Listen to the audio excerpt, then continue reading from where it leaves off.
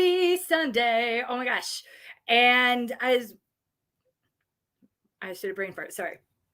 Excuse me. It's my favorite time of the week. Hopefully, it's your favorite time too. First, I would like to say hello to our new clients. We got some new people this week. Yay. If you get a chance in the groups, do say hi and introduce yourself.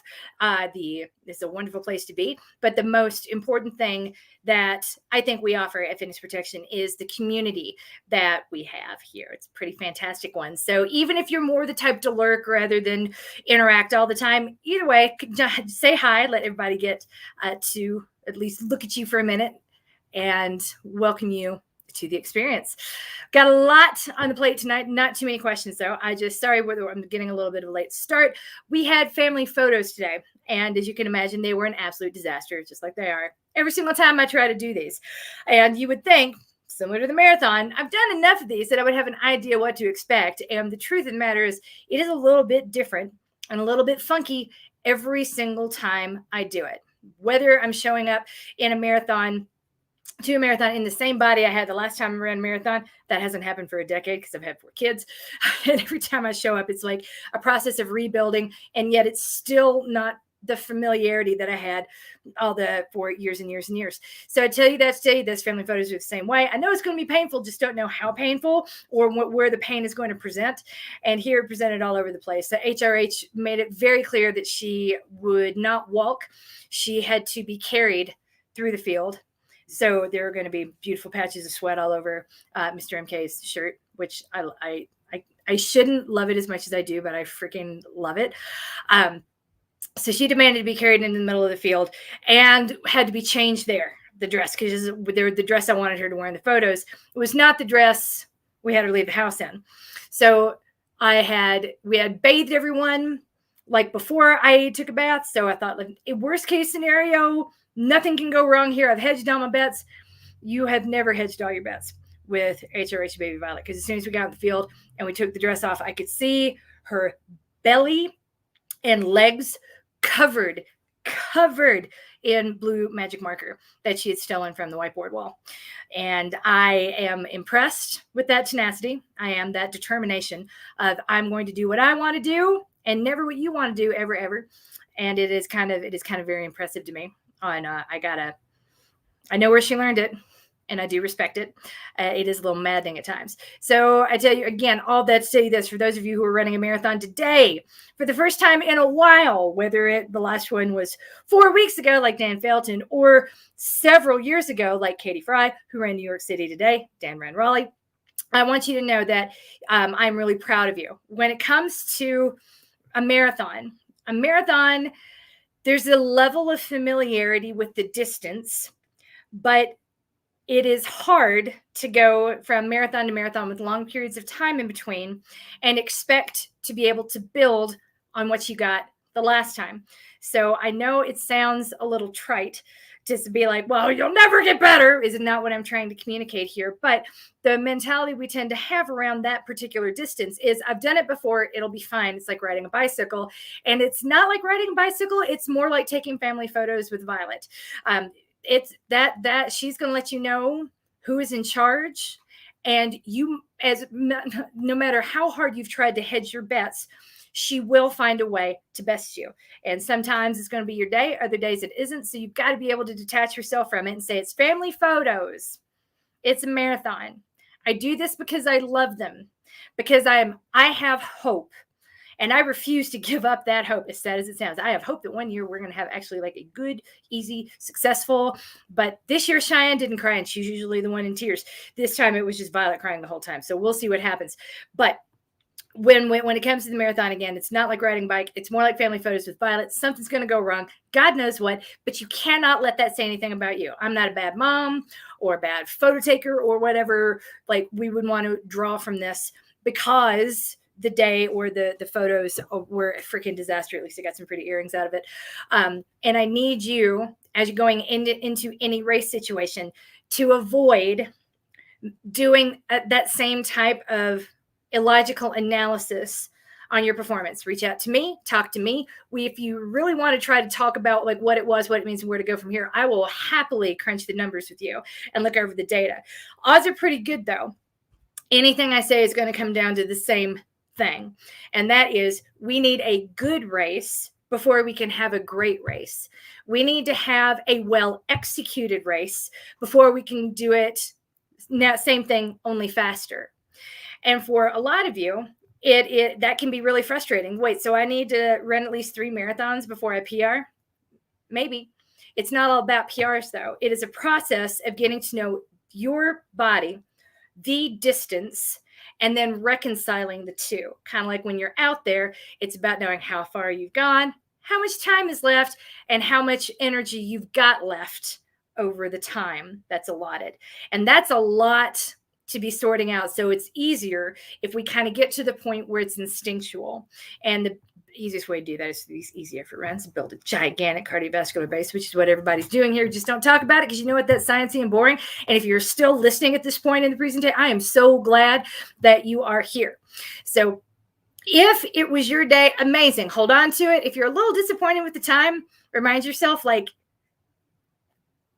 this is the wrong way to look at it. Did you have a really terrific experience? Did you learn something? And especially in the case of Dan, who ran another marathon only for like 4 weeks ago, I think the biggest lesson to learn is 2 marathons in the same month, 1 month period, is one too many. That's okay. Dan did an amazing job today. And I'm sorry, I'd like to holler you out publicly before we've had a chance to speak privately. But I saw your Training Peaks file, and the first marathon that we did, Dan went out a little bit too well. That we did. Sorry that you did. It's like when my husband says, we had a baby. I'm like, you did. So with Dan's marathon, the first one that he did, which was 4 weeks ago, Atlantic City did not go completely as planned. It was a good day. Dan was really fired up and ready to go. And this is the first time he's tackled this distance in a while. And he went out a little too fast and then paid the price later because it never hits you right away. Everything feels good in the first 5 miles. Nothing feels good in the last 5. It's how much is it going to suck is always the question. So with this time, he went out a much hillier race, a much different day, and had a beautifully, I mean, I will get screenshots and possibly put them up later. If anybody really wants to talk about what does a great execution look like in a marathon, and it's what Dan did today. It is even effort, not lots of heart rate spikes. Like, he was definitely in control of what he was doing. And that through heart rate and through pace over the course of the race. And again, this race is super duper hilly and rally. So he went out with no expectations for time and got what we needed. Like, that is a great execution. This is what we take and build from. What we had last time is what most people have. And Dan's in an unusual position of being in a place where he could have done 2 marathons in a month. Normally, I would not advise this. But this would we talked quite a bit, and I felt comfortable in the circumstance with him going out and trying a second time. Mainly because he owns a pair of Normatec boots and can sleep in those every day. And not that I'm a little jealous, I'm a lot jealous of it, but I know that he's got access to recovery tools that a whole lot of us don't necessarily. So with that in mind, that decision was made. Like, I want you to go out there and have, if we're going to do this a second time, then here's what we need to get. Dan, you got it today. That was brilliant. I can't wait to see what happens next, because the next time we do this, you will have all the same knowledge that you had today, without the fatigue from having done the same distance 4 weeks prior. That's amazing. And we're going to pick something hella flatter, by the way, buddy, hella flatter. If you haven't seen it, if you look in the daily thread in the Facebook page, you will see the screen grabs of the elevation change in this marathon. Y'all, please don't run Raleigh. Don't run Raleigh for time. You can run Raleigh, just don't run it for time. Anyway, so to that end, Amy Wilson ran a 24-hour ultra called the Hamster Wheel, you guys. The Hamster Wheel. What kind of a great name is that? The Hamster Wheel. And she completed 48 miles before she was just like tired and done and threw the hat in. And then she looked down this morning. She got up this morning and she ran 2 more.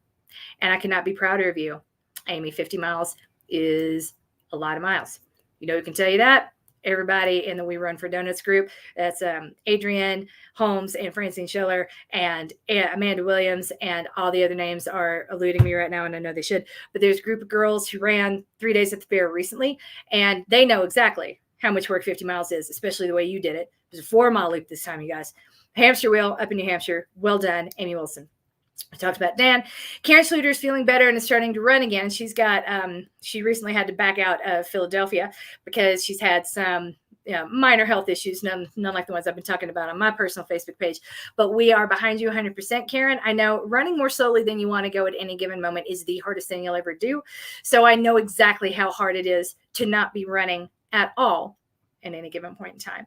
And I want you to stay strong and know that this community is here, hands on your back, lifting you up, and we're going to love you all the way through this. You are not one I worry about. The people, most of the time when it comes to an injury, I'm not worried about a person being broken permanently. That's incredibly rare. I know that's what everyone's afraid of when they get hurt, but it almost never happens.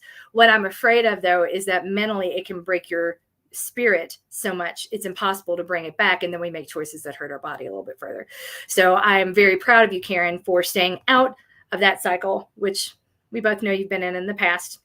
It's common, everybody does it. I am really, really proud of the way you're handling yourself in this particular situation, Karen. You are badass as fuck. You really are.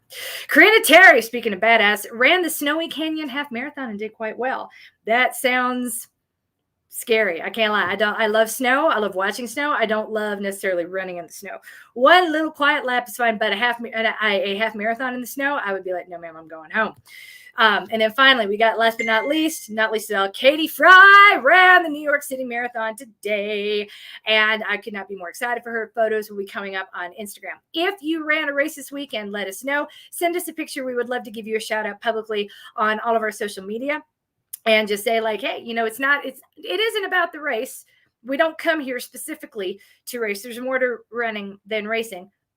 And it's not a but, it's an and. This is both and thinking right here. And if someone feels like racing in their race, we're going to celebrate it because you know what? 26.2 miles is a whole hell lot of miles. You can't fake it. You got to train for that.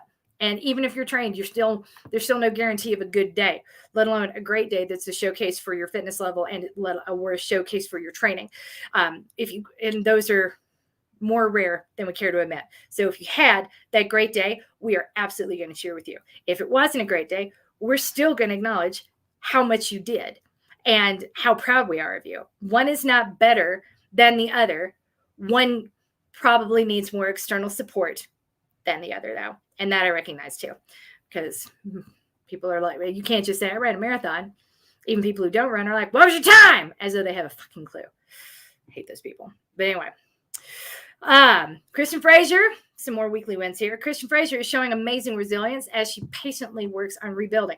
Yes, as Kristen Fraser, you and Christine Lancaster should compare notes. The two of you have had easily the biggest mountain to climb in your rebuilding journey than anyone I've met.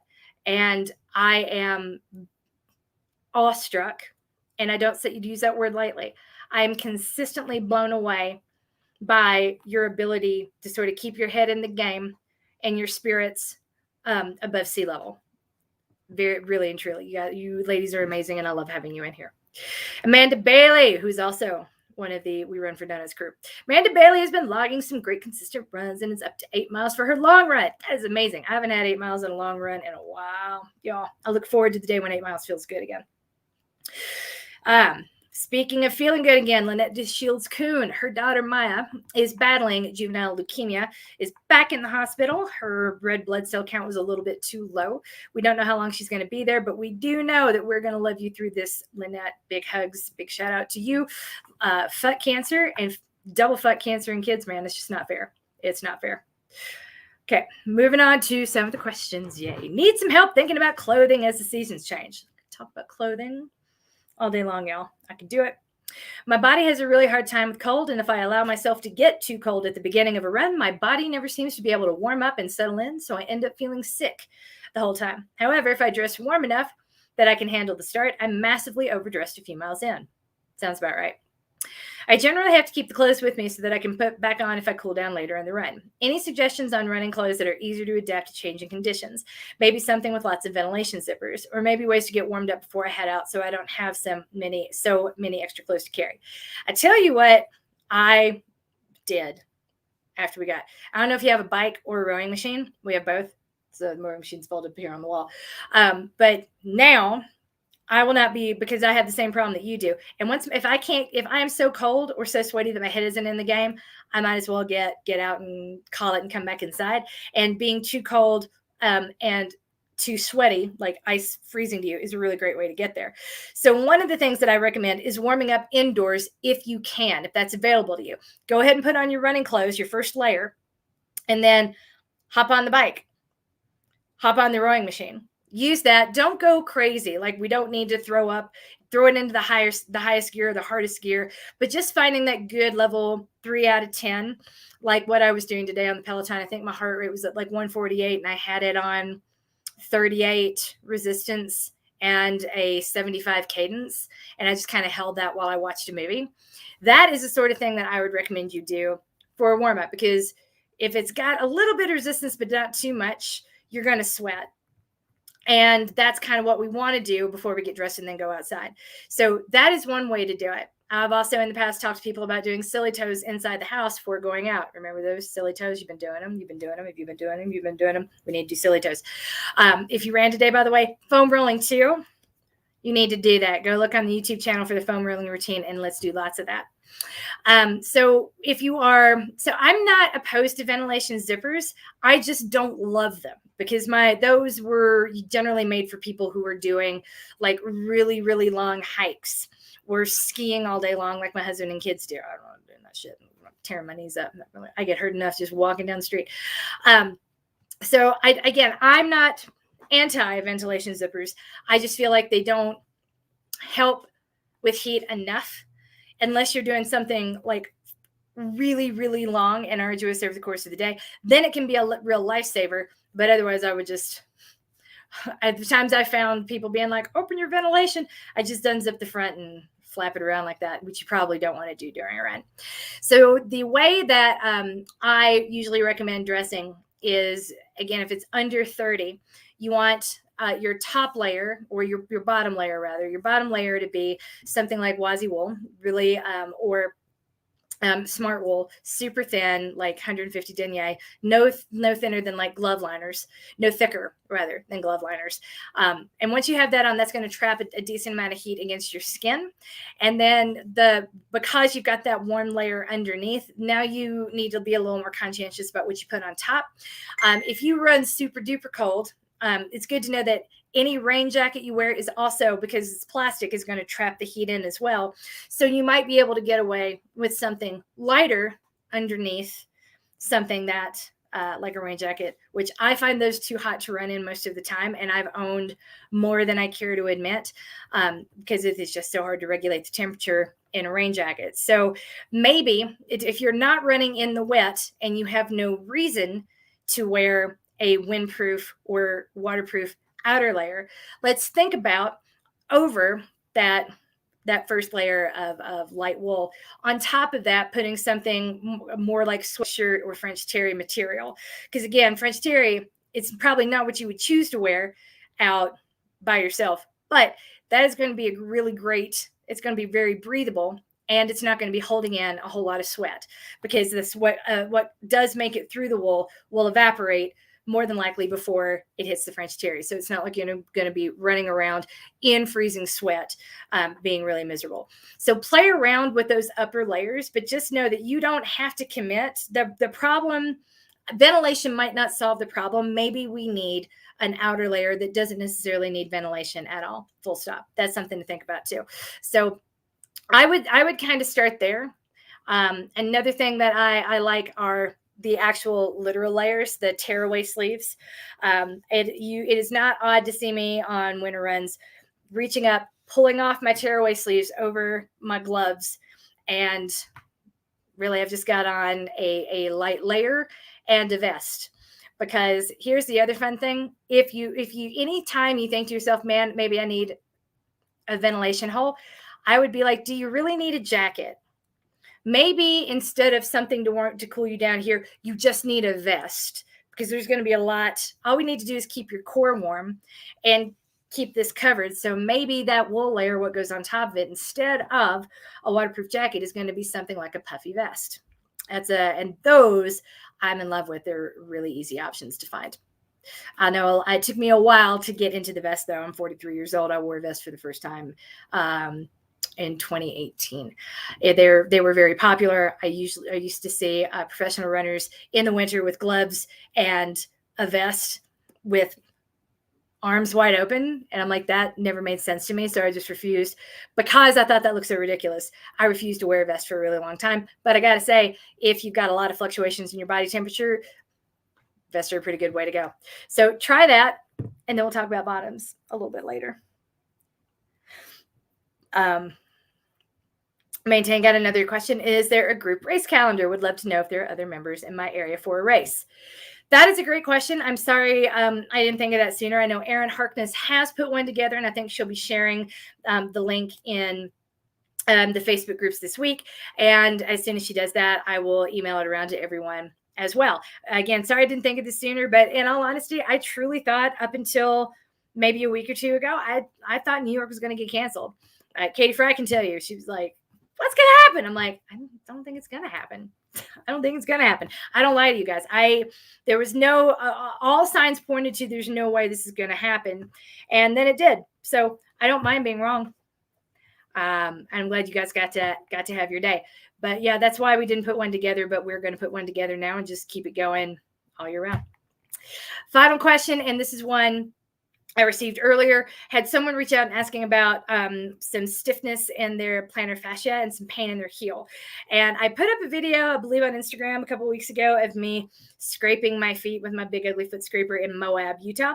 And I don't remember if I put that on YouTube or not. I probably should look that up before I open my mouth, but I don't know what's going to come out of my mouth sometimes, y'all. So I will go find that video and either post it or mail the link around as well. You can get really cheap Graston scraping tools for like $13, $14, $30, really good ones, solid steel, stainless steel. And I show you how I use them on my feet and my shins. Because who wants to? I don't have a bedroom large enough I can foam roll in there, but you know what? I can sit on my bed, watch 22 Jump Street, and do a whole lot of work with those Graston tools while looking at Jonah Hill being amazing. Which, if you need a little bit of inspiration, y'all, let me tell you something. 21 Jump Street is a classic. I forgot how funny that movie is until I randomly saw it this afternoon on, like, it popped up in my Netflix queue, and I went ahead and turned it on, and then I stayed on that bike. I even listed it in Strava, my 21 Jump Street run. It was so good, and my kids were being so wild. I was like, I'm just going to stay here and watch this movie because it is better than what's happening in my home right now. Yeah, so if you need a good distraction, just a reminder, 21 Jump Street is on Netflix. Go get it. Between now and then, though, you're coached. You are loved. Whether you raced or whether you didn't, doesn't matter. You are here. You are being loved actively, and you are winning at life. See you later this week.